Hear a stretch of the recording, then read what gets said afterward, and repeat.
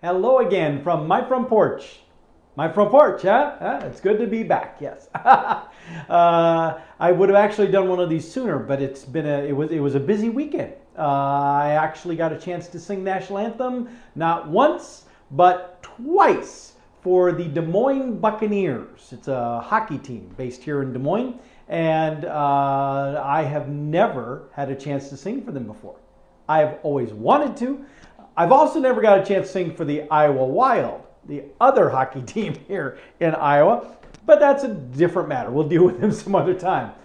But the Des Moines Buccaneers, I never had a chance to perform for them, and I wasn't even really sure how. I checked into it a little bit, but didn't know who to talk to. Well, it turns out you just got to know people, and so I want to give a big shout out to my friend Ruth. Some of you may also know her as her entertaining alter ego, Debbie Doo-Wop,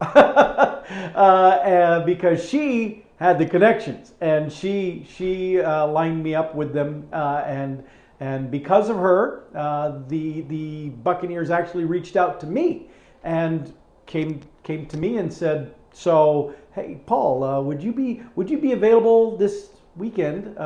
We need you to either come in on Friday or Sunday." Oh, and I said, well, what if I could do either or both, whatever you prefer? And without a moment's hesitation, the lady's name is Mary, who coordinates it. She goes, well, then let's just have you do both. Why not? So I got to do both the Friday night, which was actually St. Patrick's Day Friday night. I also missed out because I actually had a St. Patrick's sign to hang and some pillow stuff that I got for St. Patrick's Day. I was all ready for that, and then I was out of town all last week, and I've been traveling a great deal before. I was hardly ever here on the porch. So I never changed the. So, oh well, I guess that stuff will just roll over to next year. But anyway, so St. Patrick's evening, I jokingly said something to the effect of that, for St. Patrick's Day, I was going to be hanging out with some rowdy people who there'd probably be a lot of gluttonous eating, a lot of drinking, maybe even some violence that might break out.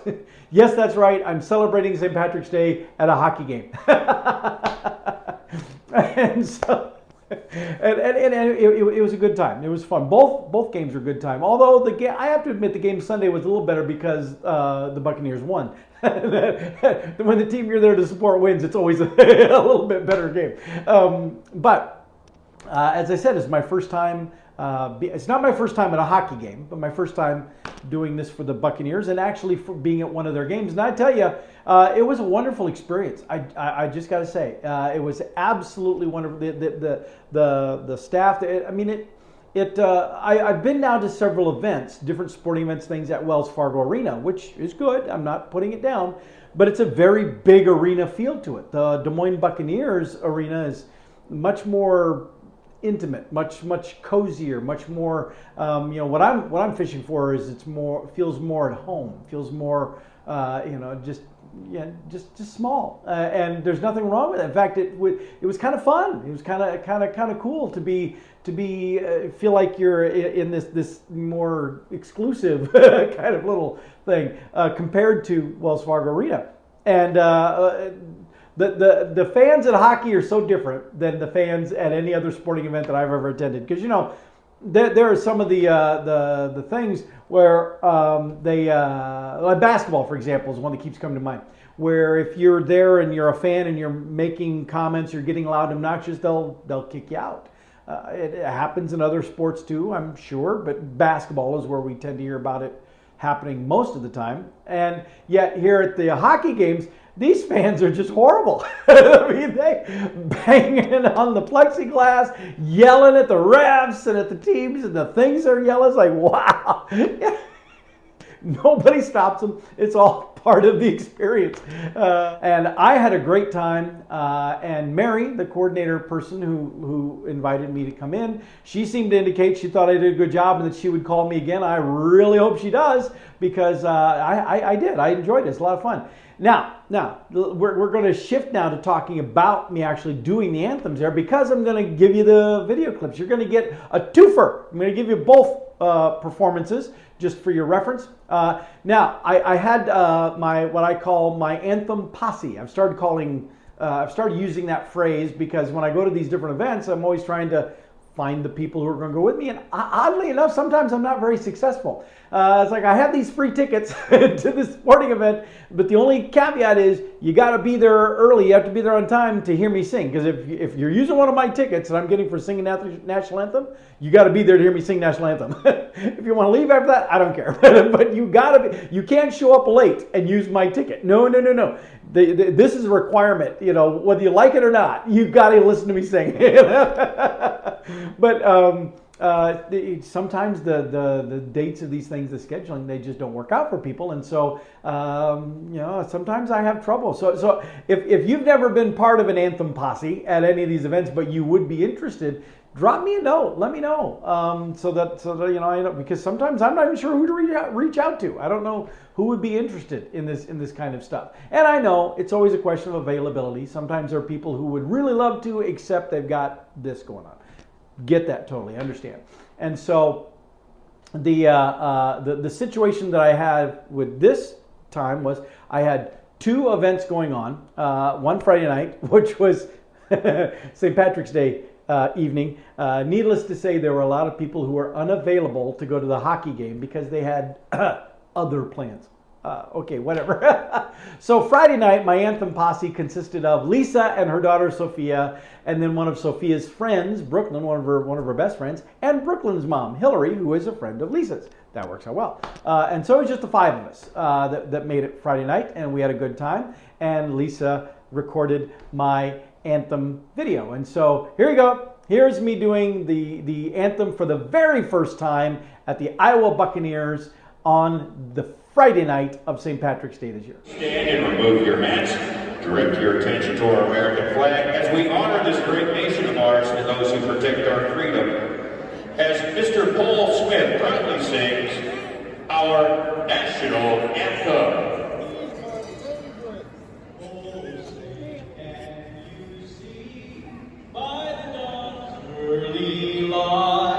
What so proudly we hailed at the twilight's last gleaming, whose broad stripes and bright stars through the perilous fight o'er the ramparts we watched were so gallantly streaming, and the rockets red glare, the bombs bursting in air, gave proof through the night that our flag was still there. Oh, say does that star-spangled banner yet wave o'er the land of the free and the home of the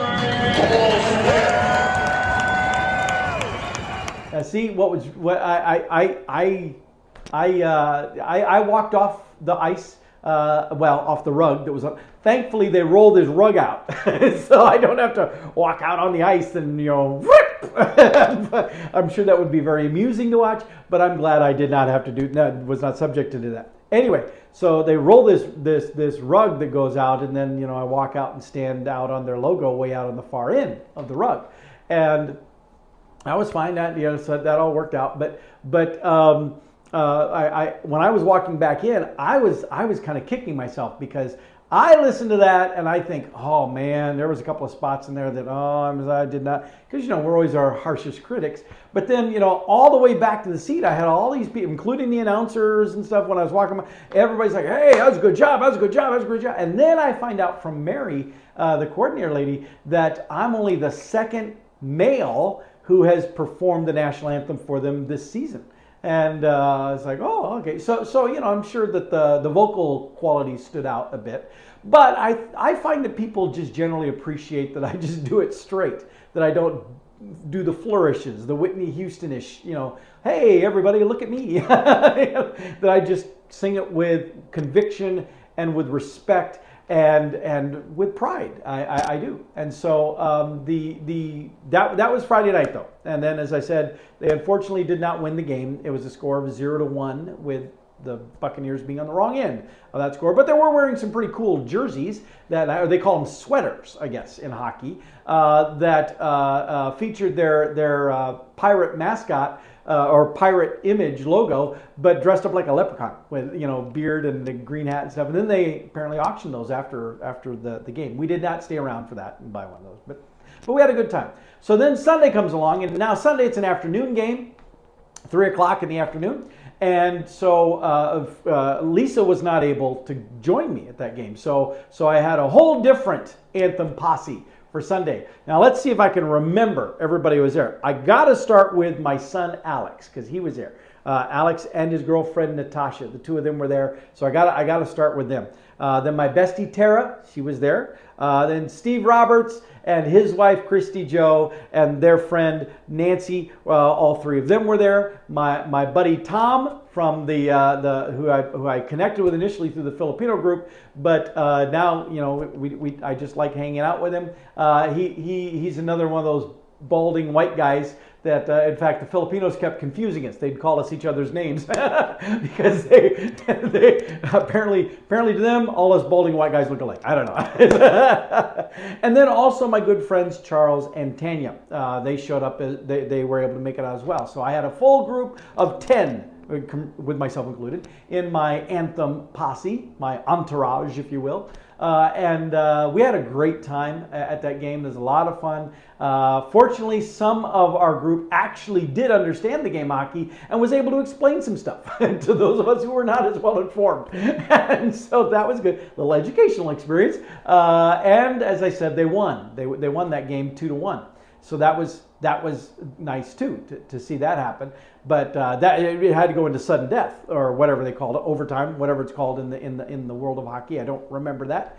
But for this one, it was funny. Both Tarah and Charles both videoed my singing, and both of them made the same mistake. Neither of them got it started in time. They both cut off the first line of the song. Which I just thought was really funny. So here, I'm gonna show you then the clip of me doing the Sunday performance, which frankly I thought I still never think it's perfect, but I thought it was better than the Friday night one myself. I'll let you be the judge. But here it is, and to get it started off right, let me fill in the blank here at the beginning, okay?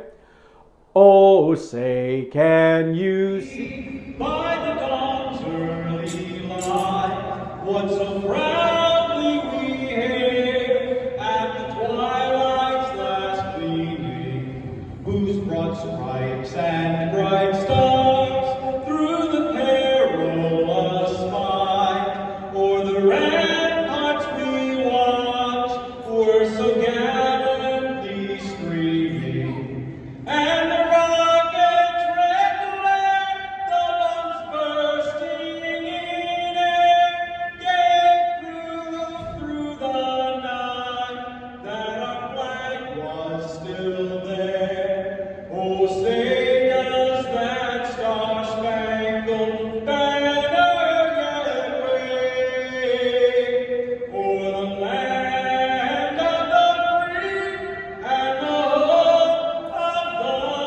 the brave?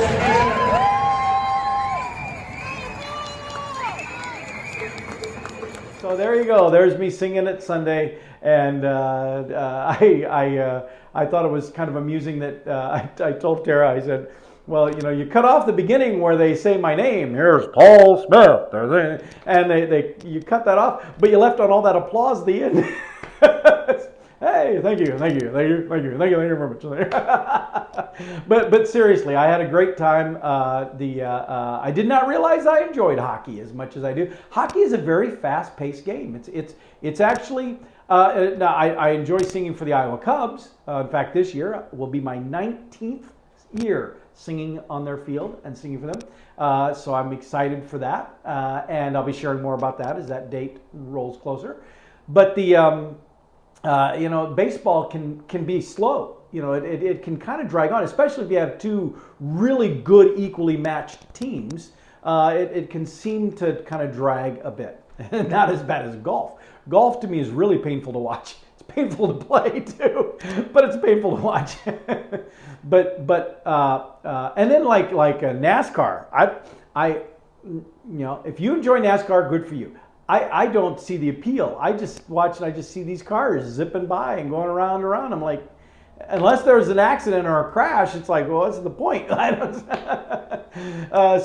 not the target demographic, obviously. I'm not the audience. But hockey, even when they're not scoring, it's still a lot of action and activity. And every once in a while, nice little fights that break out too.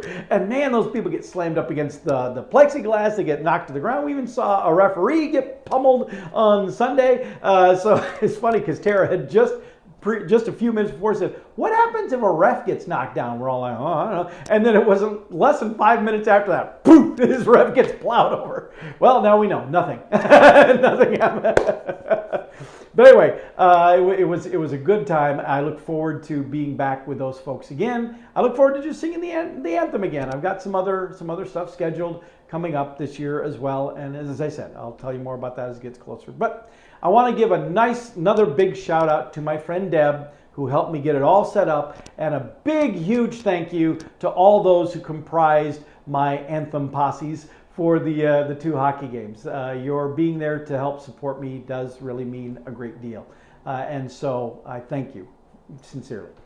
So with that, I'll let y'all go, and I'll see you next time from my front porch.